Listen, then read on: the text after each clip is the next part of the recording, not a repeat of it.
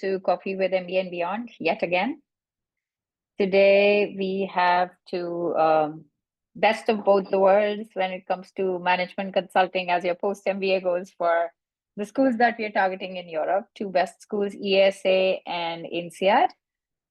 We've got Shantanu, founder of MBA and Beyond, also 17D INSEAD graduate. And then we've got Ridhi with us, Associate Director of ESA today. So we are going to be going deep into ESA and all the other European schools that if you've got any questions around, feel free to park them in the chat or feel free to raise your hands.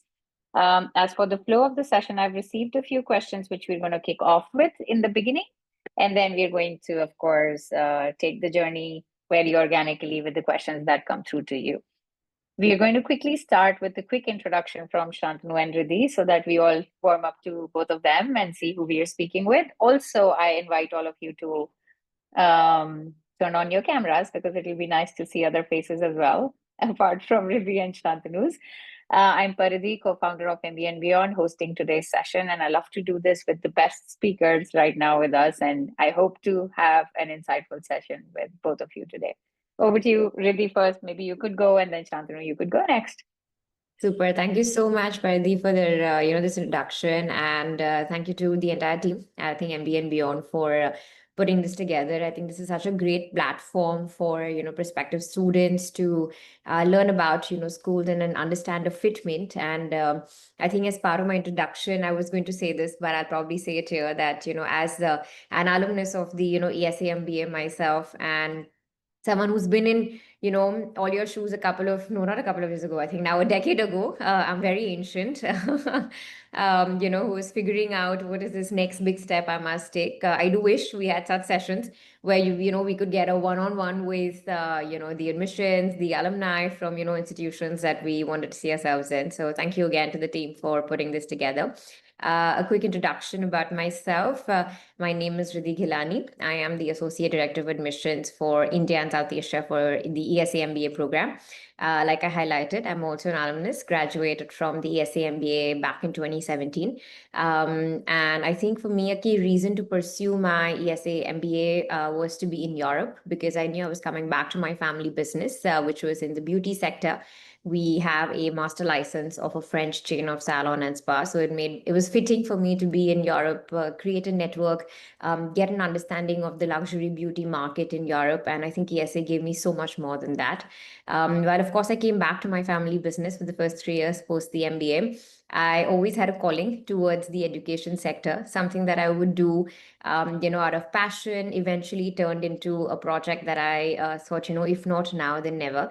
I was also an education consultant for a couple of years before ESA came to me in 2021 with this amazing opportunity to lead admissions for ESA in India. It's also the first time that ESA has a base now in India, catering to the Indian and South Asia market. And I think this goes a long way to talk about ESA's focus now on, the subcontinent. And I think the growth story that India presents is one that we can't shy away from. And I think to have someone who is from the same nationality, has a deeper understanding of profiles, is able to sort of carve out small niches, right? Like I know, for example, a lot of candidates that apply are CAs, right? And in Europe, they just don't understand how grueling a CA program is, right? So I think that's been the whole motive of getting a rep who's closer to home and hence has a deeper understanding of the market.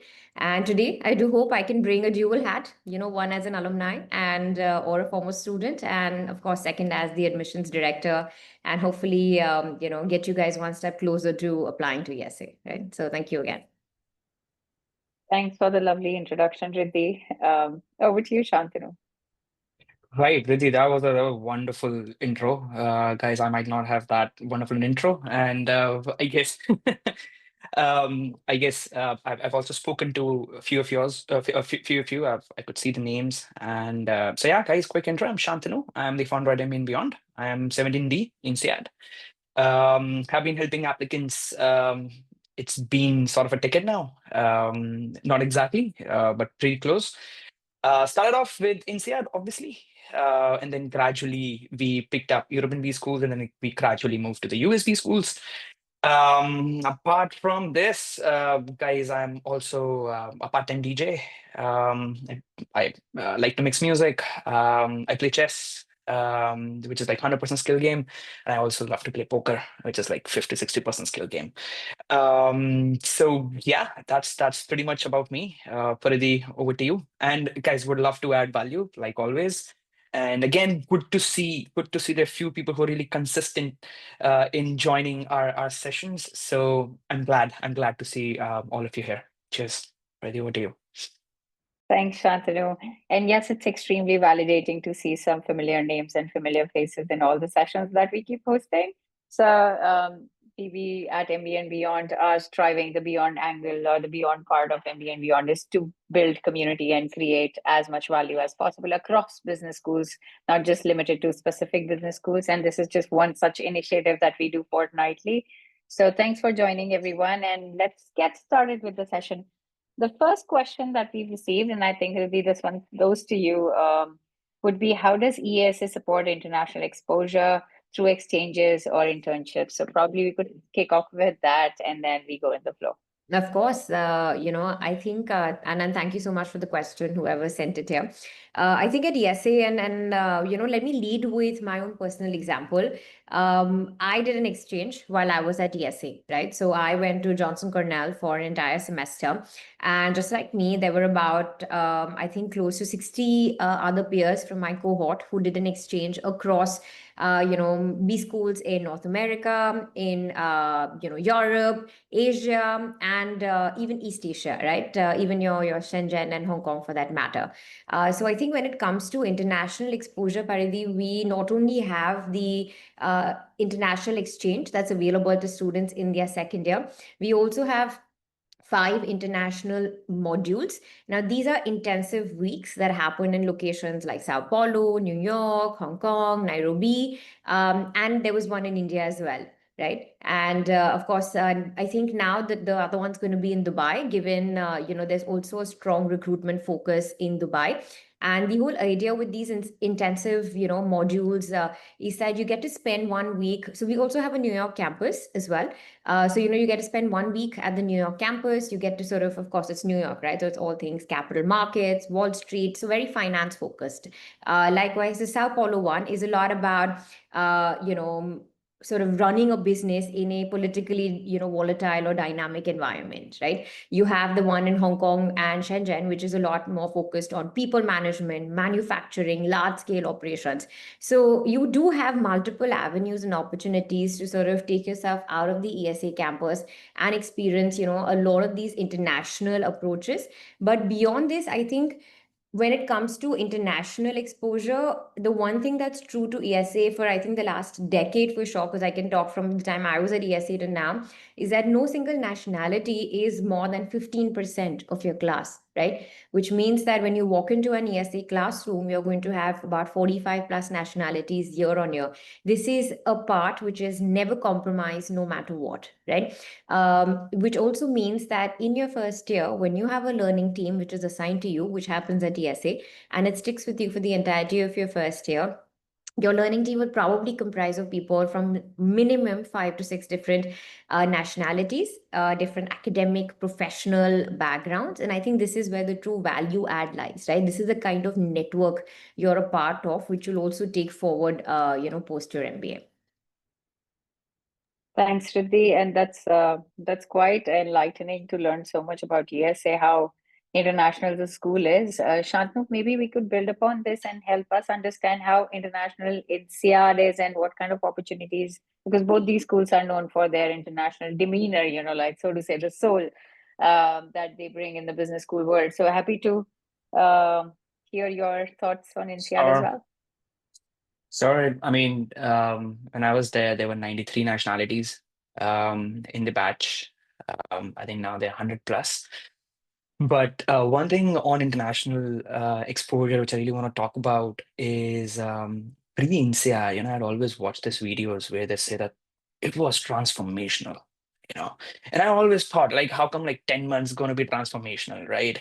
And when I went over there, just after 8 weeks, first period was over, right? Which is like 20% of MBA is done.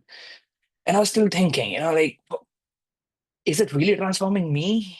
And I really had this doubt. But I guess this is exactly where schools which are focusing on international exposure, they really change the game. For instance, in my study group, I was Indian tech, pretty stereotypical. But then I had an Aussie VC, Turkish PE, Mexican FMCG, Brit consulting. By the way, we also had a Paki from NASA, but due to some health reasons, couldn't join the batch that time. So they would bring all of us together. Right now, our functions are different, our industries are different, our nationalities are different now we have to do the assignments, and we got to gain consensus amongst us, right? And it's very difficult, I'm telling you, because you are coming from a background where, let's say, if A happens, then B just happens automatically, right? There's no logic behind it, it's just common sense. Okay, so in their culture, if A happened, then C is gonna happen, not B, right? And it's very hard to explain to the other person, right? I mean, we are just sitting together and like banging our heads, and then like, why can't you understand? And then the other person is saying, why can't you understand? Right.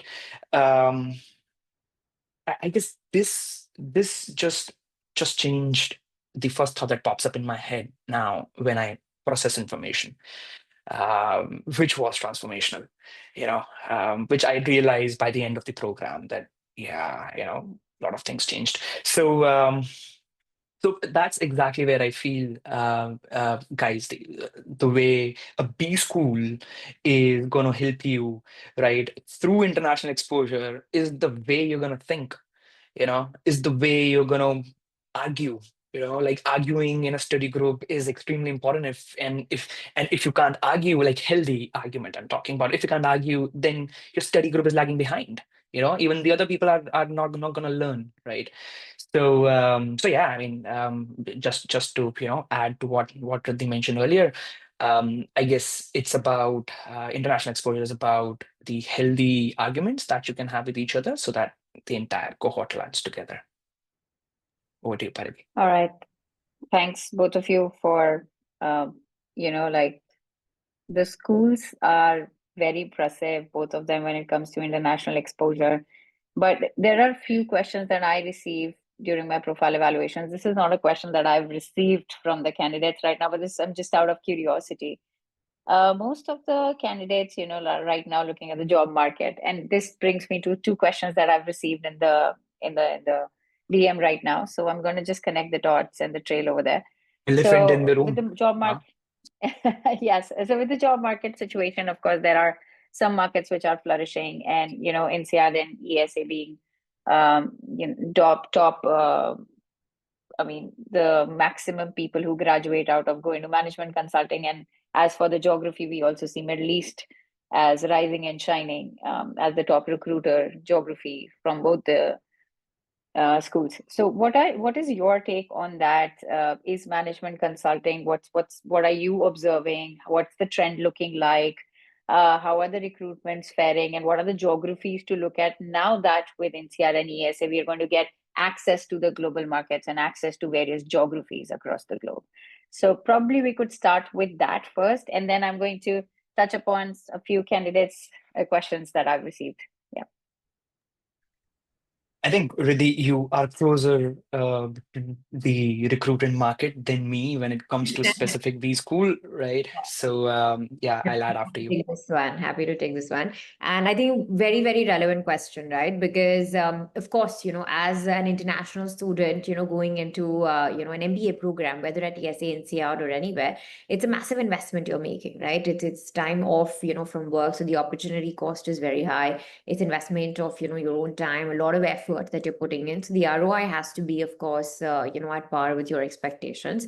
And what I want to say here, Paridhi, is that again, I'm going to talk more in context to international passport holders, right? Because I see that majority of our audience here is within that market space, right? Because as a European, opportunities are very different, right? Versus an international passport holder, opportunities are very different, or rather the work that you need to put in is very different. I would say, especially at ESA, we've consistently seen consulting still being a leader when it comes to graduates, going into roles post the MBA. And even within the Indian cohort, I think we have about 50 to 60% of the Indian cohort that goes into consulting roles, right? Now, consulting typically recruits, international passport holders, native English speakers in locations like the UK.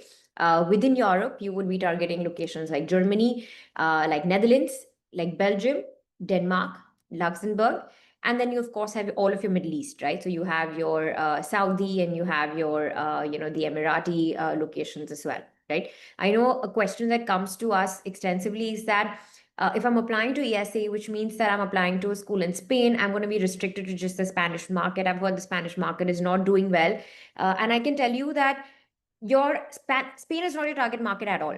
Unless you are at a business level proficiency in Spain, you're not going to get a job in Spain, right? And like I mentioned earlier, that only 15% of the class is Spanish, which means that ESE as an institution can't afford to have companies come to campus with roles which are just focused in Spain.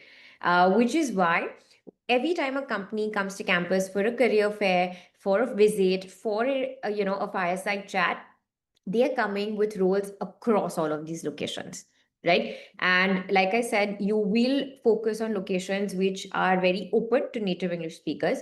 I think the second sector that does decently well for Indian students is a combination of finance and tech within structured and unstructured roles, right? Now, what are structured roles, Paradeep? The structured roles are typically your banking roles.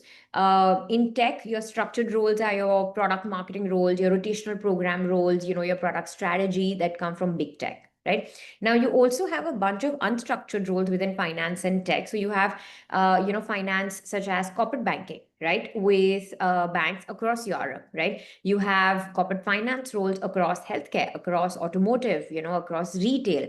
You also have, unstructured roles within tech, like product marketing with startups, with, like tech first firms like a HelloFresh, a Trivago for that matter, right? And these are the names and roles that, again, Indian graduates have gone into post the MBA, right? You have a Netflix, right? You have, a Zalando, for example, right? You also have a Roche and a Novartis for healthcare. So I would say it's typically, we see that Indian candidates do well across these three, sectors, which I guess eventually can feed into, the answer of what is the right fit, with the essay, right? Again, we've seen very limited roles in scopes like luxury marketing. Unless you have prior experience in it, right? Unless you come from an LVMH or you've come from a keyring, and you want to sort of, and you have local market knowledge, right? Like and local language, for example, because usually all of these companies are located either in Italy or France, right? So local language becomes a massive sort of barrier to entry for native English speakers. So I would say this is what the recruitment trend has been. I would say 3 years ago, probably 70% went into structured roles and 30% went into unstructured. Over the last 2 years, we've seen, I would say, an equal split between structured and unstructured roles. All right, thanks, Ridhi. Shantanu, do you want to elaborate on the access to geographies? Probably we could talk about that. Right. So, Yeah. I mean, the way Riddhi mentioned, right? I mean, all the B schools. I mean, especially if we're talking about ESA, even if you talk about INSEAD, right?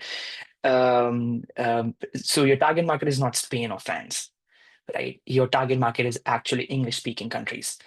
So.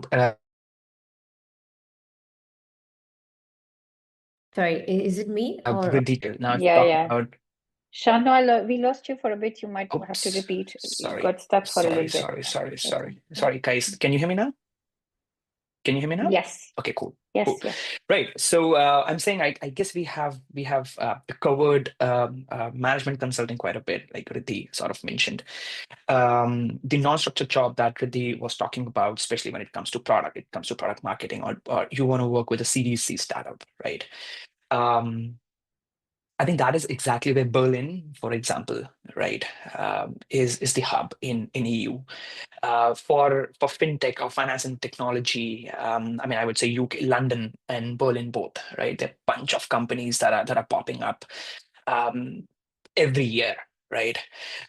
Even and then, I mean, if you look into, let's say, the hospitality sector, or the e-commerce players, which are sort of the aggregators, Netherlands is pretty good for that, and there are a bunch of product roles over there as well. But I guess the biggest problem that we are facing at the moment, this question that is popping up over and over, and I guess there's not even a single session where we have not addressed this, since it has come up again. So, guys, I mean, post MBA, especially outside of India, it is not like the companies are going to come on campus and then they're going to recruit you, and then yeah, there are companies that come on campus and then they would do, but majority of the placements, they actually happen outside of the campus. I mean, the companies are going to come. For example, Google is going to come. They would give their pre-presentation talk, pre-placement talk, but they're not there to interview you. They're simply going to tell you, go on the careers page and apply, right? Microsoft is going to come. They're going to open one or two roles, but again, going to tell you, go on the careers page and apply, right? And the roles are also pretty different in this company. Like, for example, first of all, Google doesn't give a damn if you're an MBA. But the way you make an inroad is because you have an Arab sitting over there who can for you, right? So that's exactly where I think one thing which people from subcontinent suffer is, are we able to establish our network well? Can we leverage the power of networking to get through these jobs? And it's something that I personally have been receiving a request. I mean, we at MBA Beyond have been receiving requests from our applicants who had gotten through, who thought that probably after 3 months of graduation I'll be able to land a job, right? But the market is indeed tough, guys. I'm not going to deny it. Market is indeed tough, and this is exactly where you can't just sit on your seat and say that a company is going to come in and then going to recruit me. Oh no, the companies are not coming, so it's not my fault. No, guys, I mean, a hard truth about MBA is, so once you get in, right, at that very moment, there's this thing in your head like, all right, done, all my problems solved. Yeah.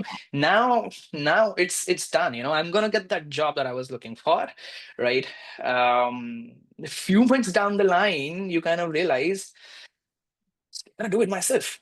I mean, indeed, school is there. You do not see school as a landing site. You have a parachute and you land. No, try to see school as a launch pad, right? A B school is a launch pad that you can go on and then really take off, but eventually it's you who's going to take off, right? So I personally feel that indeed the market conditions are not that great at the moment, but simultaneously it's also the mindset, the especially for people coming from subcontinent. I guess it's the mindset that at the moment is also sort of exacerbating the situation. But overall, yeah, Ridhi, anything to add over here? No, I think, I mean, I'm just going to sort of, sorry, Paridhi, I'm just going to sort of jump in here and add that, I think the core difference is that we're all very used to the whole placement cell culture, in Indian colleges. And whether it's, an ESA, whether it's an NCR, whether it's a Johnson Cornell, because I was there for 5 months. So I do have, insight about how they operated as well. You're always going to be part of something called a CDC, right? A career development, a career guidance center, right? Even from simply the terminology, guys, there's a huge difference in what they bring to the table, right? They're there to guide, to develop, to help you build your profile, to get to the right roles that you want to get to. Now, if I were to simply break down how the recruitment would actually happen, number one, when you get to campus, you will of course meet with the entire CDC team. You will have access to a CDC consulting lead, a tech lead, a finance lead, someone who looks at healthcare, someone who looks at diversified industries.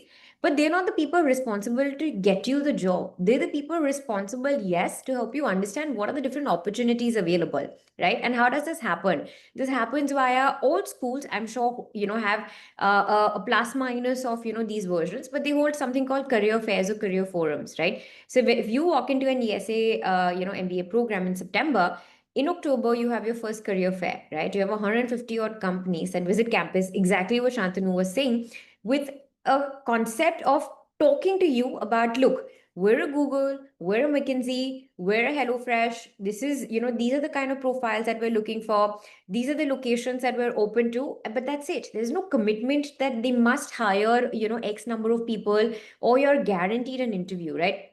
If I were you, I would think about 15 days before the career fair, sitting with the CDC, getting a list of the top 5 companies, the top 10 companies that I want to apply to. Who's the recruiter visiting? Is there an alumni visiting with them? Use your ESA, INSEAD, X email to start reaching out at them. Networking is the game, right? Second, you have student clubs, right? Again, every school has student clubs, just like ESA does. So if you're interested in consulting, the first step would be to join the consulting club, right? And why would this help you? A, it'll give you access to mentors immediately, right? Second year students on campus have been through your, entire journey just a couple of months ago. They either are currently recruiting, have recruited, interning with these companies. So they already know the process. They know the job market today better than anybody else does, right? So they become the first layer of understanding of, where do I start? Whether it's my CV, whether it's my, even how do I prepare for a consulting mock, right? I mean, I don't know if how many of you here have worked in consulting, but a consulting interview is literally where you walk in and the interviewer will give you one statement. And that's the case. You will get 5 or 6 right questions that you have to ask, the interviewer to build your case and solve it all in 30 minutes, right? That's your mock interview, guys. So if you have not prepared for this, you will walk into something super blind, right? Now, the consulting club at ESA gives you access to 3,000 mock cases, right? And your mentors, everyone at the consulting club will sit with you and do as many mocks as you are willing to put in. So again, coming to Shantanu's part, it's the launch pad. It's how much effort you put in. If you decide to do 5 mocks and think that's all right, that's great. But trust me, your peers are going to be doing like minimum 100, right? And then you know where the leverage lies, right? So I just want to say that every B school is going to throw multiple opportunities, events, initiatives your way. It's going to be your responsibility to understand how you want to leverage this, right? And I think both Shantanu and I are in agreement here that the bottom line to the success is networking. Absolutely. Thank you, both of you. Indeed, And indeed, I, indeed. So school is gonna help you find opportunities. You gotta grab it. That's how it is. yes. So long story short, we're putting in so much of money for the network we get, for the access to opportunities with respect to, let's say, the internships, the exchanges, the treks, and everything that Ridhi just highlighted. And then even at INSEAD, I'm super aware that Berlin trek and San Francisco trek, and there's so many treks. So a little bit of something, which a piece of advice from my side, if you're going for a MBA that's that short, you need to do a little bit of work or introspection on your end to understand what you're really seeking to get out of, while of course it can be very exploratory. But like Ridhi said, from the second month onwards, you're going to be hustling to network, and you need to really narrow down who you want to network with, where do you want to channelize your energy, and what you really want to get out of it. So yeah, a lot of work needs to be done pre-MBA as well, soon after you get an admit.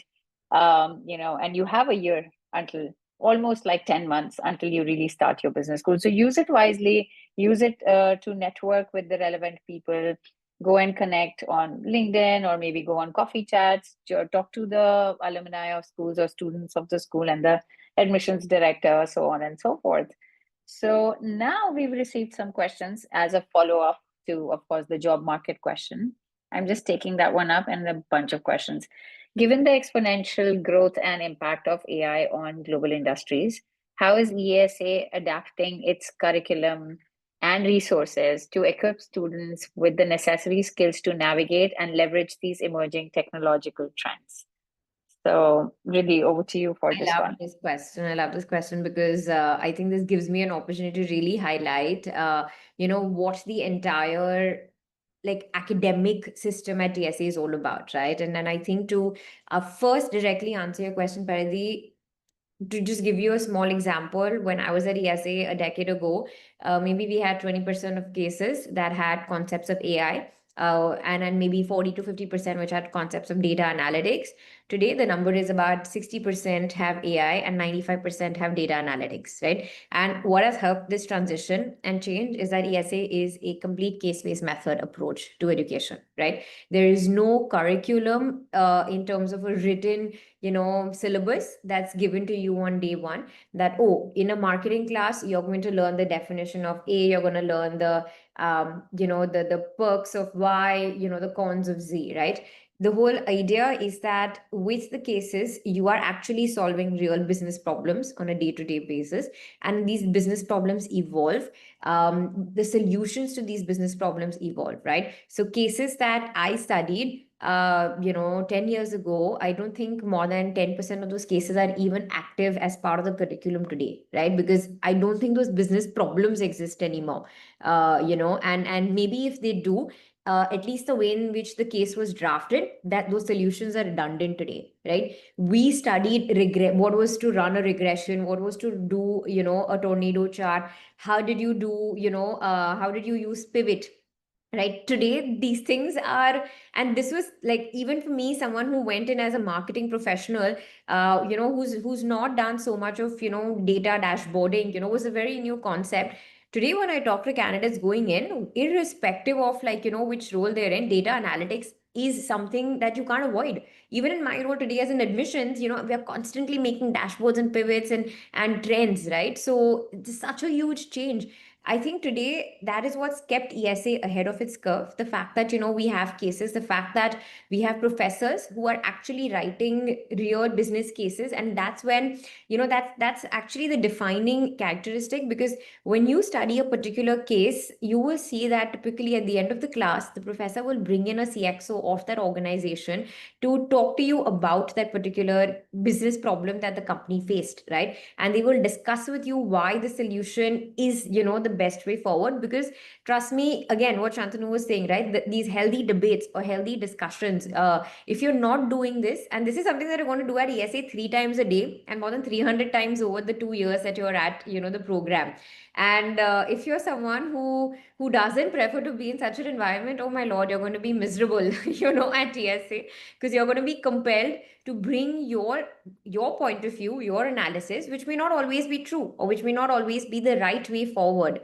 But it's okay, and that's where the learning lies, right? Where you've done an analysis, but it's okay to kind of accept that, okay, maybe 3 other people in my class have a better approach to solving this business problem, right? And that's where the learning lies. Now imagine solving 300 business problems with a peer group of 70 people, 50 people, 30 people in your class. That's many perspectives you're getting. And when you're doing this, like Shantanu highlighted, with a peer group of people who come from so many different nationalities, professional, academic backgrounds, your learning spectrum is just so wide that you will walk away with. And that's, I think, one of the reasons why I guess ESA graduates do well in consulting, because I think we're kind of pseudo preparing you to be consultants, having solved so many business problems, working with teams, being adaptable, being flexible right from day one. So I would say, AI today is a huge part of your curriculum at ESA. You have separate workshops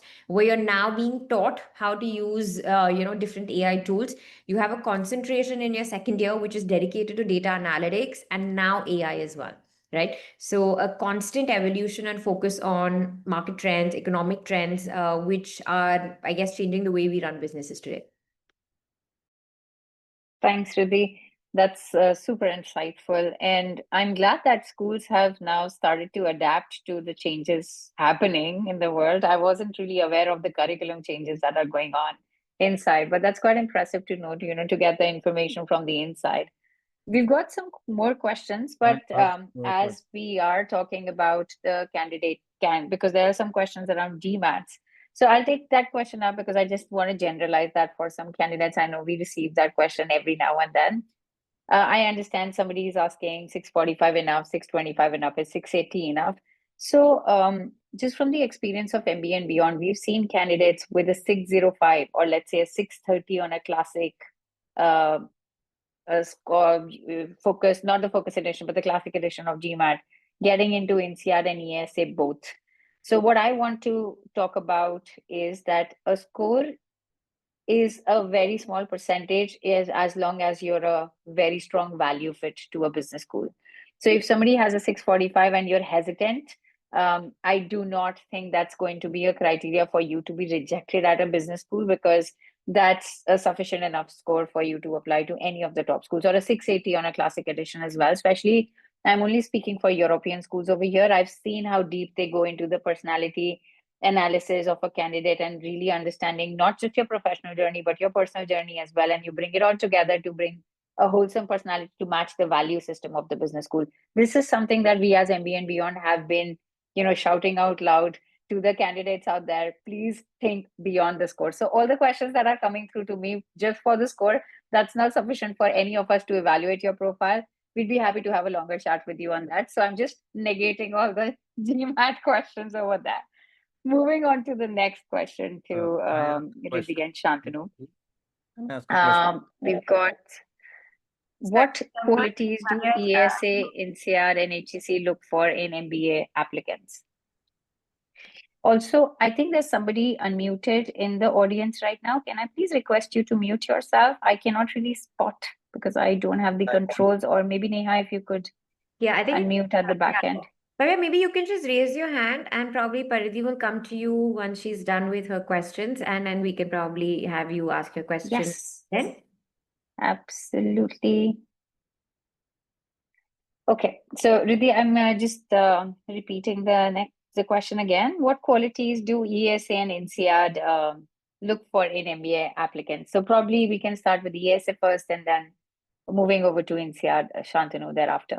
Yeah. Over to you, Ridhi. Yeah, I know. I mean, and I get this question a lot, and then thank you for addressing the GMAT question. Oof, it's something that I tend to address every single time I host an event and question and then a session. But I think when it comes to key characteristics, Paridhi, that we look for, I usually like to sort of put it across 3 pillars, right? Which makes it even easier for the candidates and even for us at admissions to identify the fit, with the program. And I think I would say it's academic fit, a career fit, and a cultural fit, right? And let me just quickly sort of give you insights on what these 3 mean. With the academic fit, like we spoke extensively about ESA's case-based method, the fact that, you're put in a learning team from day one, the fact that you have to constantly be on campus, interacting with peers, bringing suggestions, opinions, being sort of accepting of, a different analysis, at the end of the day. This is the academic fit part, that we're looking at, right? We are an academically rigorous program, which is different from a lot of other B schools. So I think if you are someone who really wants to take away from, multiple discussions, actually being in an environment where you're not ever going to walk into a class and have a professor narrate a lecture to you, right? And take copious notes and be assessed on how well you've retained those notes, right? It's always going to be 40% of your grades, guys, is always in every class is class participation, which means that you cannot walk into a class and just stay silent and expect to be a spectator of the discussion going on, right? So this is the academic fit part that we look for. And I think, how do we analyze this? Of course, your standardized tests are one element, not the element. It's one aspect of your profile. It's also your GPA, your scores from your undergrad, the kind of education you've had in your undergrad, right? And of course, currently within your work, your resume. I thought I have to resume, and then for the 2-3 weeks, I've just gotten back to Gurgaon earlier this month. Sorry, Divyansh, would you mind to go on mute? Yeah, sorry. thank you. Sorry, Ridhi, go ahead. No, that's fine. And I think it's also understanding from your resume, what skills do you have, right? Like, do you have quant skills? Do you have strong communication, articulation skills, right? You have the ability to crunch some numbers on a day-to-day basis. You may not be like an ace at it. We don't expect you to be, but you at least need to have the basic understanding of running certain Excel models, so that you're able to, qualitatively and quantitatively look at a case, right? So that's the academic criteria. The career criteria, in my opinion, especially for the region that I represent, is the most important. This is where a career fit becomes very important, Paridhi, because today, if someone wants to get into say a role which is completely focused on social impact or policy, right, from India. Say they're targeting companies like a UNICEF, a Dalberg, and FSG. I can tell you historically that, Indian students haven't placed, very well in these sort of, roles, right? So if a candidate is typically applying with a hardcore policy background, wants to go into policy only, they may not be the right career fit with the essay. On the other hand, if a candidate is coming from a business, a tech, even a healthcare background, wanting to get into, whether it's a consulting role, whether it's a healthcare strategy role, a rotational program, a product tech role, a product marketing role for that matter, yes, there has been historical trend of, ESA supporting career moves in these different, job profiles, and they become a good career fit with ESA. Right? There is no restriction that, a consultant only must go into consulting, right? Or a techie only must go into a product or a tech role, right? I think the idea is that if you have skill sets that you can show which are transferable, and I think this is where, your research and understanding of ESA's resources becomes critical, right? Because of course, you're already making a single jump, which is maybe a geographical move. A lot want to make a double jump, which is geographical move and potentially a sector. And some also want to make a triple jump, right? Which is change your geography, change your sector and your function, right? But for this, there is a lot of background work that you need to do. And this is where your ability and insight of what all different, initiatives, opportunities, the program offers, right? Like just like I was highlighting here, you have the CDC, you have individual leads, you have the clubs, you have the treks, you have the career forums, you have, opportunities to network through these different like PVC case competitions, tech case competitions. So unless you talk to us at ESA, whether it's us at admissions, students, alumni, you're not going to have this detailed information, right? So if you must use this to showcase your career fit with ESA. And the last is, of course, the cultural fit. I think all of us at ESA are extremely people first, individuals, right? I think all of us who walk in are walking in knowing that you're constantly going to be around people. There is this air of collaboration, air of, helping, supporting each other. I don't think I've ever walked into a team meeting and felt that, anxious about not having done a particular case or not knowing how to solve this case. I think it's always been that, doesn't matter. Let's sit, let's walk you through this process again. Is this not, your strong suit? Doesn't matter. For now, let's focus on your strong suit, and maybe you can learn this, along the way, right? And I think I have seen peers who are both going in for the same McKinsey interview 5 days ago, sitting and doing copious number of mocks with each other, right? Both vying for the same spot. So that's the cultural environment we have at ESA. And I think, Paridhi, this is very important for us to identify, with a candidate when we're interacting with them through the admissions process, if they will be a good cultural fit or not. Thanks a lot, Ridhi. We've got some questions and raised hands. So probably we start with Bhavya first. Bhavya, over to you. You can unmute yourself and ask your question. Hi, Ridhi. So, I wanted to ask, like, specifically in terms of finance, if I want to make a career in finance after MBA, what kind of resources and opportunities does ESA offer? And like for Indian students, what specific career outcomes do you see? Like for people who have done CFA and they come for an MBA. So Yeah. yeah, just So within finance, Bhavya, you of course have, again, structured and unstructured recruiting. Structured recruiting is roles that are actually curated for MBA graduates and companies that are that have, historical trend of recruiting ESA graduates in the past. And these are typically your iBanking roles, your FMA roles, and, roles within corporate banking. Right. So right from your BOFAs, your Credit Suisse, to your cities of the world are coming to campus, interacting with you. iBanking interviews are extremely grueling. Unlike a consulting interview, iBanking interviews are actually very, very technical, and they will constantly test you on your ability to know multiple financial models and a lot of technical awareness of your field. And again, this is where the finance club comes into play, because just like the consultant club, the finance club also will support and develop you to sort of, crack your IB interviews and your FMA roles. In your unstructured recruiting, you of course have roles like corporate finance, corporate strategy across different sectors like retail, like healthcare, the automotive, and I think typically there's about 20% of the cohort overall that goes into finance roles. And typically about, I would say, within the Indian cohort over the last 3 years, I think there's been about 15% of them who've gone into finance roles across both structured and unstructured recruitment. Okay, and what are the specific resources, if any, that ESA offers for making a jump into a career in finance? Like you mentioned, there's a week-long trek at New York, right, for exposure to capital markets or something like that. Yeah, so it's not a trek. It's actually an international module, Bhavya, that happens in your second year. But in terms of resources, number one, you of course have a CDC lead, which is a finance focused lead. You have the finance club, you have a fintech club, you have a PEVC club. Depending on which field within finance you're interested in, or if you want to be a part of all.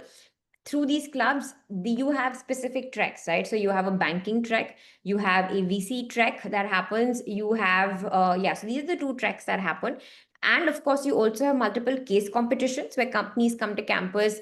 And these are actually case competitions that happen across different European schools. And typically the team that wins is offered an internship or a full-time role as well, right? So lot of different ways in which, and of course you have multiple finance first companies that come to campus across the two career fairs that happen, one in October and then the second one happens in the month of Feb. Okay. Is there any place where I can find all this information, like any website or any blog or anything? Yes, the ESA website. Okay. Okay. Thank you. Thank you very much. Yeah. All right. Thanks, Ridhi. Thanks for your question, Bhavya. Sharon, before we come to you, I know you're asking MIM questions. So we're trying to keep this session specific and focused to MBA. In the end, if we'll have a few minutes left, we'll try and address your question. Otherwise, I'm happy to write to you on the side. Before we jump sorry, onto sorry, just one thing, Sharon. I know that you actually have been raising question. You were, I guess, Right. one of the first to raise the question. I would be more than happy to get on a call with you. Okay, Sharon? And answer it it's one just by to one. keep the Yeah. Thanks. we will reach out to you. Also, okay, I'm taking up Azad's question and then we'll follow that one with Abhilek. So Azad wants to specifically know, so I have a little bit of background on Azad. That's why I'm taking this, because he's been struggling to figure out answers to how can I pivot or how can I switch to the impact sector post MBA. And he's huge on impact, working in very impressive profile, but trying to figure out like, will INSEAD and ESA be sufficient enough as a degree of MBA itself, or should he go for a dual degree, or what exactly should he explore to launch himself in the impact sector? So probably, Ridhi, if you could talk about how do these schools fare with development or social impact opportunities? Is there a good network that can be exploited? I see a lot of dual degree opportunities, etc., etc. So yeah, maybe if you could talk about impact opportunities post ESA, and Shantanu, if you could talk about INSEAD. Yeah, of course. See, very, very candidly, Azad, I would say that, we haven't seen a lot of Indian candidates specifically go into social impact roles. But if you're looking at sustainability on the other hand, right, if you're looking at roles within the sustainability sector, the realm, within the whole responsible business, realm, those are something that we have over the last, I think specifically over the last 2 years, it came as a shock to me as well that Indian candidates are actually, breaking into these roles. In fact, I have someone from class of 2024 who's gone into a sustainability strategy role with IKEA in Amsterdam, right? I have someone from the class of 2023 who's gone into retail sustainability with Inditex Mango, and then the role is actually in Spain today, right? So I want to say are they going to be super hard, and are you going to be required to put in a lot more effort to get there? 100%, right?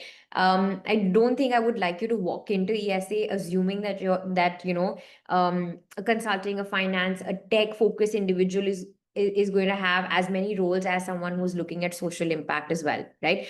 Again, depends on what your background is, right? Depends on what kind of roles you've been into, what kind of organizations you've worked into. Like, of course, I have had candidates who've worked at Chai, who've worked at Dalberg, and have already done enough networking, have enough sort of leads that they can, start exploring in Europe.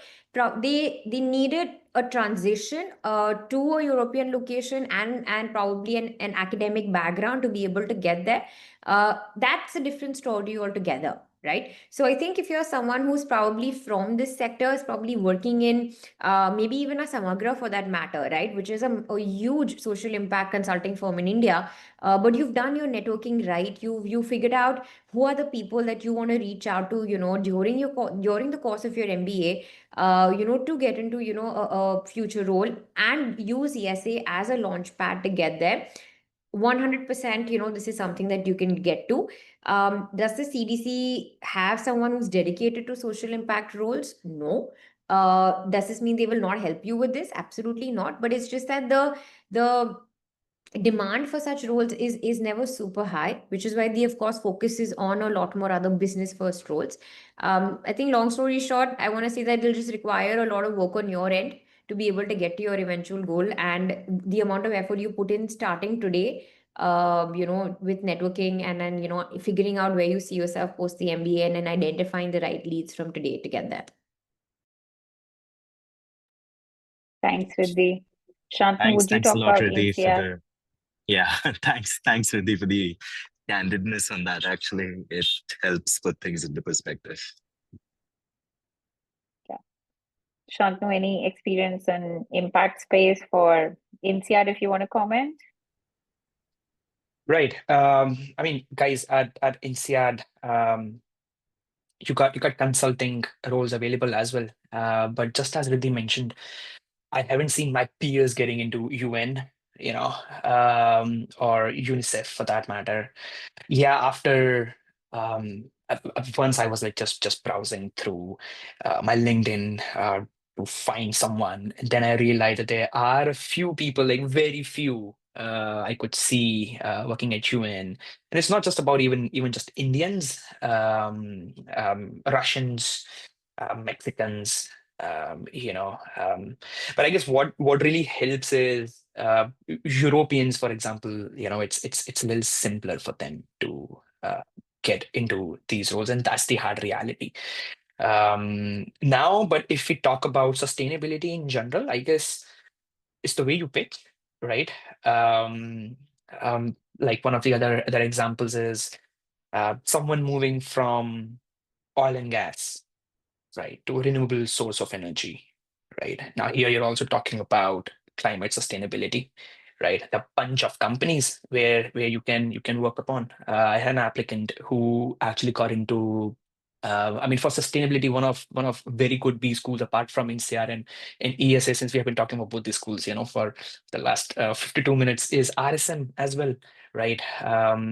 Wonderful school. So this applicant was already in ESG and then was looking for their role in sustainability. So another point over here, whoever is the question, my bad, I forgot the name, is I Azad. guess at this particular moment, Azad, I guess what is really important is, what are you doing right now? Does it really match with what you're saying you're going to achieve in short term? I mean, after post MBA, if you'll be able to achieve it, right? And if there's a huge gap, Azad, I mean, right? I mean, would you hire a person? Or let's say if you sit in the shoes of, let's say, Riddhi, right, or other MBA admissions directors, would you get a person who doesn't have any background but is now saying, I'm going to do that? So again, it's the way of saying it. I mean, if you really want to get into sustainability, you can really find some jobs which are really closer to what you're doing at the moment, right? But has a spin to it, and not exactly just talking about I want to get in Dalberg or all those roles. For instance, one of my friends was into supply chain space pre-INSEAD, and then got into Adidas, working towards sustainability. So, but the supply chain theme is common, right? So you need to have you got to play on your strengths. So these would be my 2 cents a bit.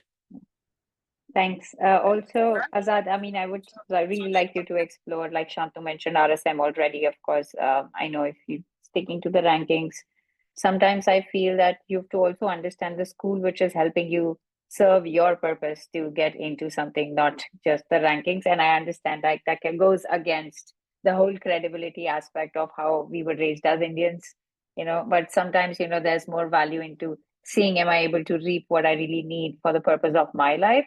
So Oxford Said, I would really say, is a great school when it comes to impact as a space, if you really want to land yourself into that. So do look into other schools as well. If you know, if one school or the other school is not, I won't say it's not helping you serve, if you're not able to access the network, like that's the easiest way is I'd go on LinkedIn, I'd put the school and I'd put the organization, or I'd put all the UNs out there and try to see if I get at least some common connections or some people out there from that particular school. If you're not able to spot them, then probably it's not the right place. If you're even able to spot, let's say 40, 50, I would still bank upon that, because I'm sure they're That's there a to lot.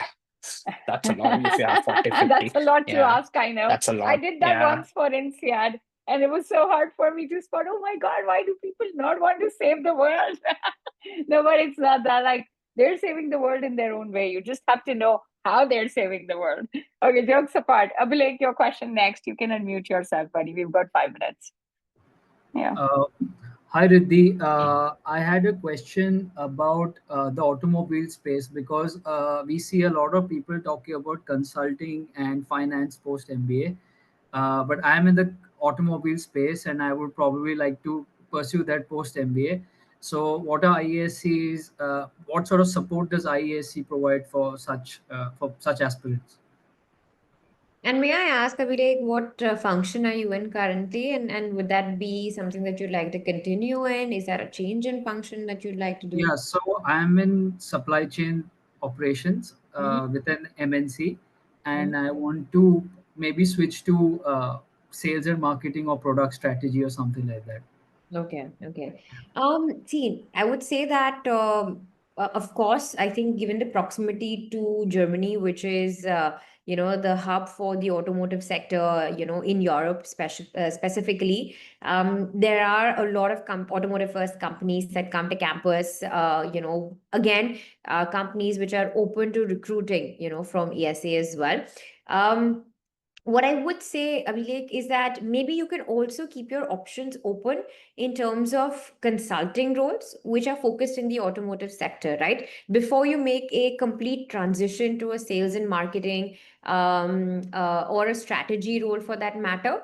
Because again, when you're looking at specific sectors in Europe, you must know that they're all very, especially a role like sales and marketing, they're very specific on, do you have local market knowledge, right? Do you have an understanding of what is the consumer of this market? And because only without that, it will be very difficult for you to add value to a sales strategy or a marketing strategy for that matter, right? I mean, a simple example would be if we got someone from Spain to market a soap in India, it would be very challenging for them to understand, but okay, what segment am I catering to, right? What language do I need to, create a sales strategy in, and what pricing should the product be, right? So I would say that number one, before you make a complete functional pivot, maybe doing something which is at a more generic consulting level would make sense. Now you have a lot of boutique consulting firms even in Berlin and Munich today, which are very sort of rigorously hiring from ESA, right? Now, these companies, of course, you may not always have projects which are automotive focused, but you can obviously develop your niche within these companies, which is automotive focused, right? And when it comes to support from ESA, we have a dedicated diversified industries lead who looks at specifically retail, healthcare, automotive, and such sectors, and support students identify, what are the different opportunities out there. You have companies that visit campus at the career forums as well, which also will give you, access to the kind of role, the kind of market that is, currently within this sector, right? So that would be my 2 cents on the career goal that you have for yourself. Thank you. Thanks, Ridhi. Ankit, you're next, and probably the last question we're taking for the evening. So, Ankit, you can go next. And I understand that there are a few questions we have unanswered, not a few, actually, a lot. So, I invite all of you to please copy paste your question, save it somewhere, and send it to us, to me or Neha on an email, and we'd be happy to answer, or again on a quick call to have you answer those. Ankit, you can go ahead next. Yeah. Hello, everyone. Hope you all are doing well. Thank you, Preeti. Just a quick question. Like, let's consider this, that I won't get a offer from INSEAD or HEC Paris or LBS for an MBA. So what's your thought? Should I go ahead for a master's in a specialized field, considering my background? I do have a experience of around 6 years in retail branch banking and investment banking research. And now I want to switch, like a transition into investment banking front end or management consulting roles. So what's your thought? Like, should I go ahead for a master's in a specialized field, let's say in finance or investment banking, from those top ranked universities, let's say LBS, INSEAD, Imperial? Or should I slightly go down on the university ranking part and do an MBA from Warwick, Edinburgh, or Manchester, Alliance Manchester Business School? Paridhi, I think this Right. question. Shantanu, yeah. Yeah, I mean, Ridhi, go Shantanu, ahead. you Go can. ahead, Ridhi. No, Yeah. Ridhi, go ahead. Yeah. No, if- you can if- take that if Okay, you cool, want. cool. Yeah, I can. Or Yeah, I Ashwin. can take that. Yeah. Yeah, Shantanu, go ahead. Very, very different courses. I mean, if you really want to be an expert in a particular field, go for the master's course, right? For sure. But you will still have an MBA grad who's going to be managing stuff, right? So, it just depends. It really depends on what sort, like, where do you see yourself a few years down the line. Again, I'm not saying that everyone who has done masters will never come to a managerial position. I'm not also saying that. But what I really mean to say is, one is being the really subject matter expert, right? And whereas the other program, which is MBA, is sort of being you're not the subject matter experts, but you have subject matter experts in your team. And then how do you make sure that you rally and channelize the efforts of this entire team to achieve the goal? Right. Whereas a subject matter expert, you would go into the core expertise of how that thing is done, right? In order, again, to achieve the goal. I don't know if I have answered your question properly. And I also, couldn't catch a name. My bad. Ankit, I guess, right? Yeah, Ankit. Ankit. But Right, we'll have a Ankit? longer chat, Ankit, on this. I think we'll need to explore Yeah. exactly what because this is a big decision Yeah. that you're supposed to make, and I think we need to know more what will help you attain your goal faster. That's Understood. the Yeah. And yeah. thank you, So Shantanu. happy to. Thank you so much. All right. Okay. So now Yes. we're of course we've extended. We've run out of time. Thanks everyone for joining the session today. Thank you, Ridhi and Shantanu, for being such an enlightening speakers today, and we've got an amazing audience as well. Thanks to you guys for sticking around till the end. And I would Hope say thanks to. to Ridhi that eventually I actually spoke less in this session, right? No, that was my Yeah, feeling. yeah. I hope I have not Really. over sort of taken over, cannibalized your part, Shantanu. But Oh No. no, absolutely. You know what? No. Sometimes Shantanu I and I s- really, we really like when there are insights coming in from other speakers as well, because we also like to learn also, from others, and we always appreciate when the speakers have so much to enlighten the audience. no, Yeah, thank it was on, really insightful, topics. Ridhi. I have also taken a few notes, Oh, So guys, thank whoever you. is applying to No, ESA, I yeah. think it's also kudos to our audience today. I mean, fantastic questions, coming our way. Very sort of thought-provoking in terms. And I think it's amazing because this gives us a glimpse into how much thought each of them are putting in, for such a big decision that they're making, right? Yeah. And I think it's a great platform that the entire MBA and Beyond team, and especially both of you, Paridhi and Shantanu, have put together to bring us closer to prospective students, and then also giving them an opportunity to interact. And thank you for such a lovely and engaging evening, and have a lovely weekend ahead to all of you here. Yes. Right. Everyone, Thank you, thanks Ridhi, and everyone. thanks Good night, everyone. good evening, wherever you Cheers. are. Enjoy your Bye.